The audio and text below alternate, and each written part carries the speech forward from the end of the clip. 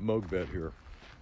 For those who don't know me, I spent 24 years in the Army, mostly special operations, at which time I actually was involved in operations that were briefed at the National Command Authority.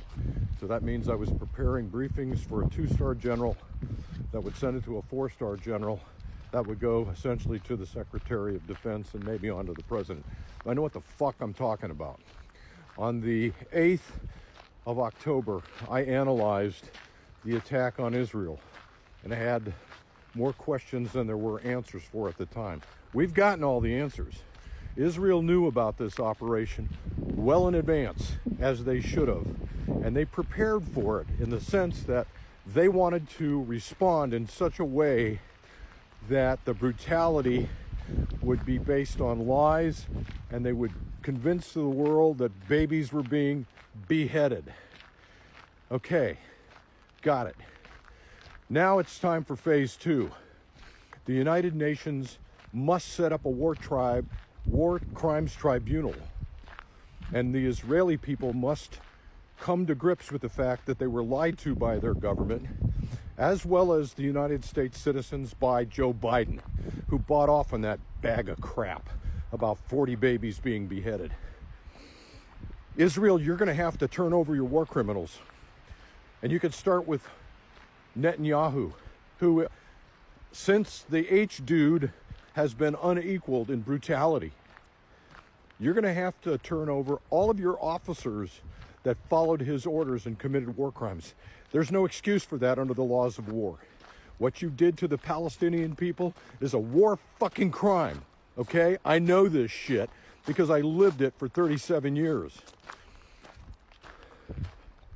Secondly, you're going to have to rebuild Palestine at some point. The world's going to have to rebuild it. All the people that were complicit in the lies, your hands are bloodied. Now you're going to have to send your money to rebuild Gaza. There's no other solution.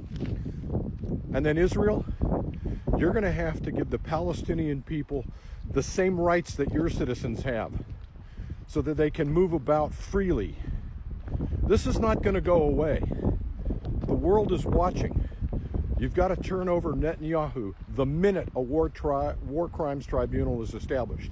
And if there isn't a war tribunal established, the UN validates itself as a worthless money pit. We almost went to war, and it's not even over yet, because Joe Biden didn't have the wherewithal to understand that he was getting lies from a foreign country. He bypassed his Secretary of State and his entire intelligence community. Or maybe he didn't. Maybe he knew about this all along, but he just figured Americans are fucking stupid. Well, we're not stupid anymore. We now have figured out that all of you people in positions of power are being paid for by AIPAC. That's how you get reelected. It's a big lie, folks. Don't be part of it. And make sure you let all of your friends and relatives know that this will not stand.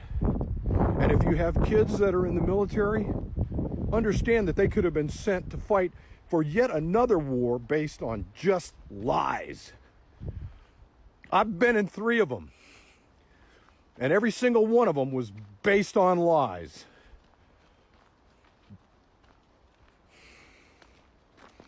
I'm pissed off. Free Palestine.